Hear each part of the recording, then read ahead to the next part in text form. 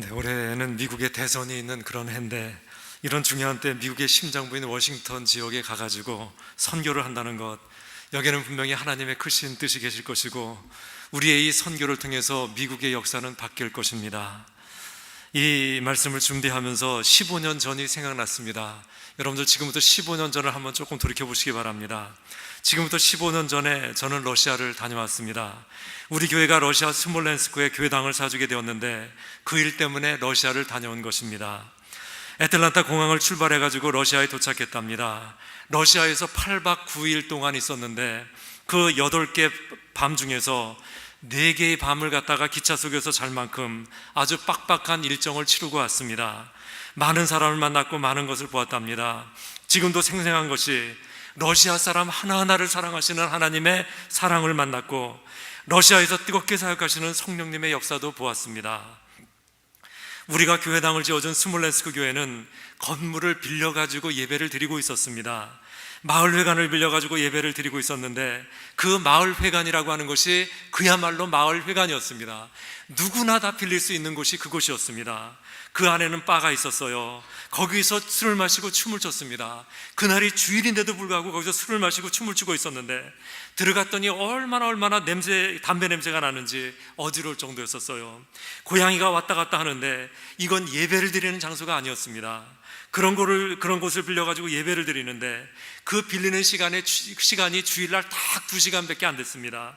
주일 아침 10시부터 12시까지 딱 2시간밖에 빌릴 수가 없었어요. 그것도 10시가 되면 딱 맞춰서 주는 것이 아니라 앞에서 밀리면 계속해서 밀렸다는 것입니다. 또 어떤 때는 아무런 이유도 없이 오늘은 이 장소를 쓸 수가 없습니다, 디나이가 될 때도 있었어요. 그러면요, 복도에서 예배를 드리든지 공원에 가서 예배를 드리든지 이러면서 신앙생활을 하고 있었습니다. 그들하고 함께 예배를 드렸어요. 제가 그날 설교를 했었는데 참으로 뜨거운 예배였습니다. 그분들은 예배를 2시간 드립니다. 오전 10시부터 12시까지 2시간을 드리는데, 찬양과 경배, 말씀과 기도, 얼마나 뜨겁게 예배를 드렸는지 알 수가 없습니다. 그 뜨거운 교회에다가 3층짜리 교회당을 사주고, 그리고 이 아틀란타로 돌아왔는데, 우리 교회의 첫 선교가 바로 그것이었다는 것입니다. 그 뒤 저희들은 김한수 선교사를 저기 아시아에 있는 C국에다 파송을 했습니다. 김한수 선교사님을 파송할 때 그 C국은 세상에서 가장 부흥하는, 폭발적으로 성장하는 그런 교회였었습니다. 집회가 있다고 그러면 며칠 걸리는 곳에서부터 오지 않겠습니까? 국수 삶아 먹어가면서 열흘씩 집회한다는 것 아주 유명한 얘기입니다. 찬송가를 한 잔 부르면 99절짜리고, 말씀을 증거하면 떠나는 사람이 없고, 모두가 그냥 눈 초롱초롱하게 듣고 있는 그런 곳이었습니다. 얼마나 거대한 성령께서 이렇게 물결같이 흐르는 것, 그것을 보고 왔는지 모릅니다. 그곳에서 김한수 선교사님이 지금까지 선교를 하고 있습니다. 보안상 자세한 얘기를 할 수가 없지만은 비즈니스 에스 미션이라고 그래가지고 비즈니스 자체가 선교가 되는 그런 선교를 하고 있습니다. 웬만한 선교사 10명이 해야 되는 일을 김한수 선교사님 혼자 감당하고 있습니다. 이번에 배정보 권사님이 캄보디아 선교를 나가지 않았습니까? 우리 교회에서는 의도한 것은 아니었었는데, 권사님 자신이 이제 하나님 앞에 설 날도 멀지 않았는데 하나님 앞에 섰을 때에는 부끄러움이 없어야 하지 않겠는가, 이 마음 가지고 선교사 파송을 받고 캄보디아로 떠났습니다. 그때가 4월 24일이니까 2달 반밖에는 지나지 않았습니다. 처음에 권사님이 그곳에 갔을 때는 날씨는 덥지, 시설은 열악하지, 딱히 할 일은 없지. 그래가지고 내가 뭐하러 여기 왔던가 그렇게 한탄한 적도 있었습니다. 그러나 2달 반이 지난 지금 3층짜리 집에서 이렇게 생활을 하고 있는데, 이 3층짜리 집에는 의대생을 포함한 대학생들 2명, 그리고 중고등학교 학생 8명, 모두 학생 8명이 이렇게 같이 생활하고 있습니다. 같이 생활하면서 하나님의 말씀을 증거하고 있고, 그리고 거기 가서 우물 파는 사역과 바포 사역을 동역하고 있답니다. 이번에 시골 교회에서 찍은 사진 3장을 갖다 저한테 보내왔어요. 카톡으로 시골 교회에서 예배드리는 사진을 보내왔는데, 엄청나게 많은 교인들이 모여가지고 초랑초랑하게 말씀을 듣고 있는 사진이었습니다. 제가 그 사진을 다 보는 그 순간에 머릿속에 딱 들어온 그 단어가 있었는데, 왕성하구나, 참으로 왕성하구나, 이 단어가 머릿속에 딱 들어왔습니다. 여러분들 이런 선교 보고를 한번 들어보시면서 한번 지금 우리를 한번 생각해 보시기 바랍니다. 우리가 선교했던 스몰렌스크 교회나 시국에 있었던 그 교회들, 캄보디아의 그 교회들, 그들은 우리가 준 복음을 받아가지고 아주 왕성하게 믿음 생활을 하고 있고 그 어려운 환경 속에서도 아주 뜨겁게 믿음 생활을 하고 있는데, 그런데 복음을 줬다고 하는 우리는 어떻게 지금 예배를 드리고 어떻게 믿음 생활을 하고 있는가를 한번 생각해 보자는 것입니다. 우리의 마음은 뜨겁고 있습니까? 우리의 마음은 간절한 마음이 되고 있습니까? 우리는 어떻게 예배를 드립니까? 그 사람들은 그렇게 간절하게 뜨거운 마음으로 예배를 드리고 있는데 우리는 어떻게 믿음 생활을 하고 있냐는 것입니다. 지금 한국은 2만 명이 넘는 선교사를 세상에 파송하고 있습니다. 교회 성장이 그 옛날 얼마나 빨랐던지 1년에 13%씩 성장했습니다. 지금도 세계의 50개 대교회 중에서 23개 교회가 한국에 있습니다. 그래가지고 세상을 놀리킨 교회가 한국교회였었는데, 그런데 지금도 그러냐는 거예요. 지금도 그렇게 부흥하고 있냐는 것입니다. 어림도 없어요. 지금은 점점 줄어들어가고 한국교회 망하고 있다는 소리 여기저기서 많이 들리고 있습니다. 영국을 보세요. 지금부터 150년 전에 영국은 해가 지지 않는 나라였었고 세계 최고의 선교 국가였었습니다. 그 당시 선교사의 거의 전부는 영국 사람들이었고 그 사람들이 세계를 갖다가 책임지고 있었던 사람들이었었어요. 선교의 아버지 윌리엄 캐리가 영국 출신이었고요, 우리 감리교를 만든 존 웨슬리도 거기 출신입니다. 이 땅을 나에게 주시든지 아니면 내 목숨을 걷어가 주십시오라고 기도했던 잔 낙스가 영국 출신이었고, 조선 땅에 와가지고 성경을 주면서 순교했던 토마스 선교사 또한 영국 출신이었습니다. 그러나 150년이 지난 오늘날 영국 국민의 5% 미만이 주일날 교회 가서 예배드리고 있습니다. 그것도 전부 다 할아버지 할머니 노인밖에 없어요. 영국에 있는 교회들은 지금 이슬람 사원으로 바뀌어가고 있고 술집으로 바뀌어가고 있습니다. 영국의 교육부 차관이라는 사람이 기독교 선교사가 나가가지고 복음을 증거하는 것과 IS가 사람을 죽이는 것이 뭐가 다르냐, 이따위 소리를 하고 있습니다. 앞으로 몇십 년 안에 영국 교회는 하나도 남지 않는다고 그런 보고가 있지 않습니까? 무슨 말입니까? 이제는 복음의 중심지가 영국이 아니라는 얘기 아니겠습니까? 하나님께서 촛대를 옮기셨다는 얘기 아니겠습니까? 그래서 영국의 교회는 더 이상 교회가 아니고 관광객들이나 왔다 갔다 하고 이슬람 사원으로 술집으로 바뀌는 현실이 아니겠습니까? 여러분들, 우리가 생각할 것이 뭐냐면 이것이 남의 얘기가 아니라는 거예요. 남의 얘기가 아니라는 것입니다. 우리들 얘기라는 거예요. 오늘날 한국교회가 조금 커졌다고 큰소리치고 또 선교대국이라고 말하고 있지만은 과연 영국처럼 되지 말라는 그런 보장이 어디 있습니까? 하나님의 촛대가 영국교회로부터 다른 곳으로 옮겨졌다면 우리도 하차하면 얼마든지 옮겨질 수 있다는 것입니다. 우리 시온교회요, 여러분들, 우리 교회가 교회 구실을 제대로 하지 못한다면 하나님께서는 얼마든지 촛대를 옮기신다는 얘기입니다. 우리 정신 바짝 차려야 돼요. 바짝 차려야 됩니다. 우리가 스몰렌스크 교회에다가 거기다 교회당을 사주었을 때요, 그때는 우리 교회가 저 아래 저 도라블에 있었을 때였습니다. 그때 여러분들 기억하시죠? 정말 우리 교회 먹고 살기도 힘들었을 때였습니다. 그러나 그런 때도 우리가 선교했어요. 우리 교회당을 짓기 전에 선교지에 교회당을 지어줍시다. 그러면 하나님께서는 우리 교회당을 지어줄 것입니다. 이 마음 가지고 스몰렌스크에 교회당을 사주었는데 그때 우리 교회 1년 결산이 20만 불이 채 안 됐을 때였습니다. 그때 그 10분의 1 이상을 갖다가 들여가지고 교회당을 사주었어요. 그 결과 오늘날 우리를 보십시오. 그 말씀대로 우리 교회는 이 아름다운 성전을 건축했고 이 좋은 성전을 건축했습니다. 그리고 부흥도 했어요. 생각해 보세요. 지금도 그렇습니까? 지금도 그랬습니까? 옛날에는 분명히 우리가 그렇게 했었는데 지금도 여러분들 마음속에 선교의 열정이 있습니까? 그렇잖아요. 우리들이 마음속에는 선교의 열정 없어요. 다 식어버렸습니다. 그때는 선교하자고 그러면 우하고 일어났는데 지금은 전혀 그렇지가 않습니다. 우리 교회는 선교의 사명이 있는 교회인데 하나님께서 촛대를 옮기시지 않을까 참으로 걱정스럽습니다. 다시금 시작할 거예요. 저 다시 시작할 것입니다. 다시금 선교에 불을 붙일 것입니다. 우리가 아니면 안 되는 선교, 그런 선교를 할 것입니다. 이번에 선교사 다녀오면요, 우리 그동안 계획하고 기도했던 거 다 풀어가지고 이번에 할 것입니다. 누가 뭐래도 할 것입니다. 그리고 오늘 이 본문의 말씀처럼 그렇게 선교에 나갈 것입니다. 여러분들 함께 동참해 주시기 바랍니다. 그러면서 오늘 말씀을 보시기 바랍니다. 오늘 말씀은 그런 말씀인데요, 바울이 사람들에게 얘기하고 있어요. 부형들아 그러면서 손을 벌리고 있는 말씀입니다. 여기서 부형들아라고 하는 말은 아버지들아, 형제들아, 그러니까 아버지와 형제들아라고 이렇게 말하는 것인데, 지금 이 사람들은 자기를 죽이려고 달려드는 사람이에요. 자기를 갖다 죽이려고 달려드는 이 사람들에게 두 팔을 벌리면서 아비들아, 형제들아, 지금 이러고 있는 것입니다. 너희들도 빨리 예수 믿고 나와 같이 구원받자라고 하는 그 얘기를 하고 있는데, 로마서에도 같은 말이 나오지 않습니까? 나는 나의 형제 곧 골육과 친척을 위해서라면 내 자신이 저주를 받아 그리스도에게서 끊어질지라도 나는 원하는 바로다 그러는데요, 내 종족들을 그리스도에게 인도할 수만 있다면 나는 죽어도 좋다라고 하는 그런 말씀이 되겠습니다. 여러분들, 이렇게 선교의 열정을 가지고 있었는데 우리도 그런 마음을 가져보자는 것입니다. 다시 한번 선교에 대한 열정을 갖다가 품어보자는 것입니다. 내 동족들을 갖다가 그리스도에게 인도할 수만 있다면, 저 사람들을 구원시킬 수만 있다면 나는 죽어도 좋다라고 하는 그 마음을 한번 다시 한번 가져보자는 것입니다. 여러분들, 이것이 오늘 본문의 말씀인데 이 말씀을 다시 한번 묵상해 보시기 바랍니다.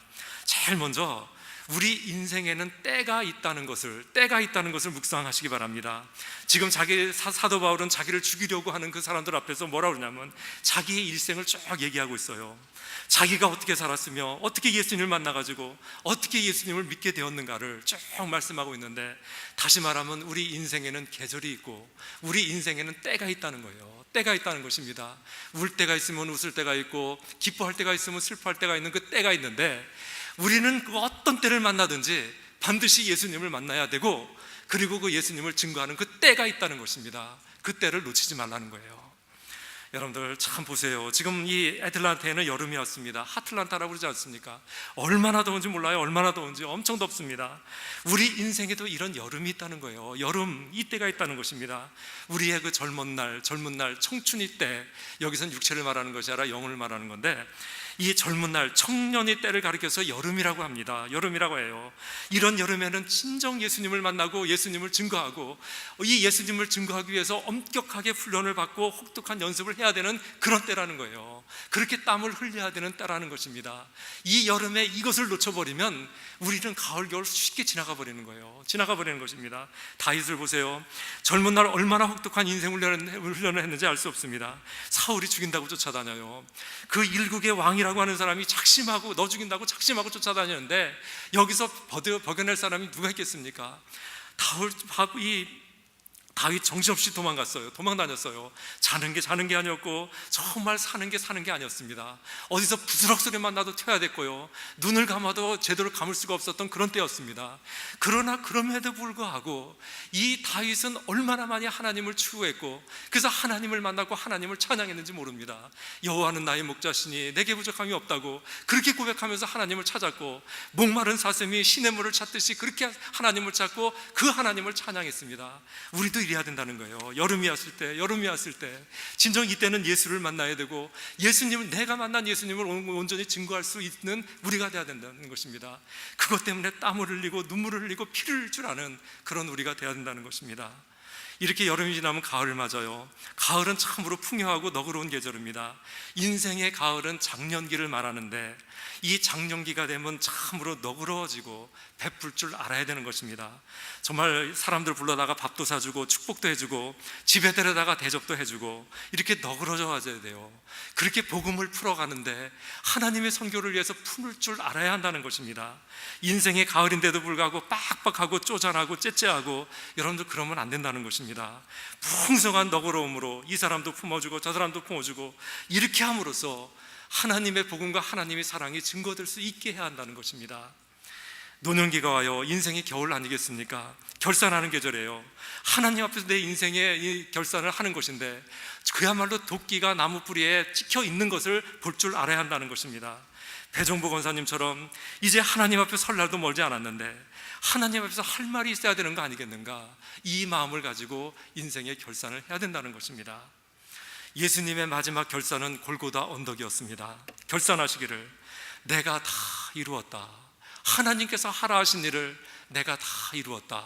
이것이 그분의 결산이었었는데, 이런 결산이 우리의 결산이 되어야 된다는 것입니다. 여러분들 인생의 그 계절을 보내면서 내가 누구인지를 다시 한번 깨달으시기 바랍니다. 특별히 내가 죽을 존재임을 알아야 돼요. 내가 죽을 존재임을 알아야만 다른 사람을 볼 수가 있다는 것입니다.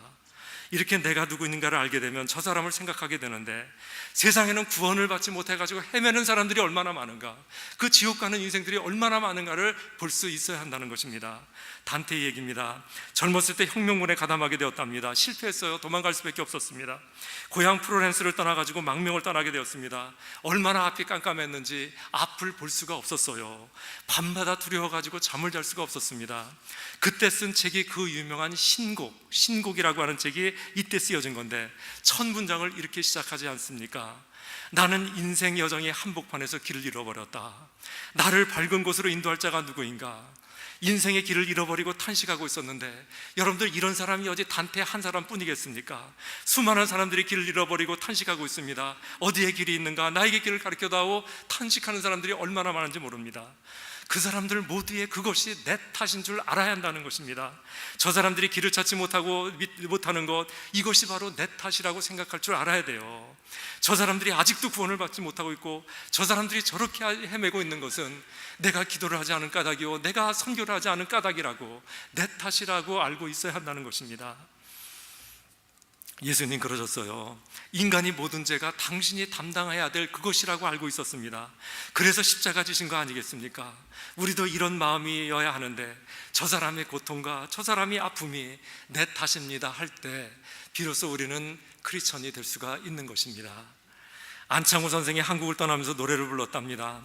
간다 간다 내 조국아, 이렇게 간다 간다 노래를 부르면서 한국을 떠났는데, 그리고 미국에 도착했습니다.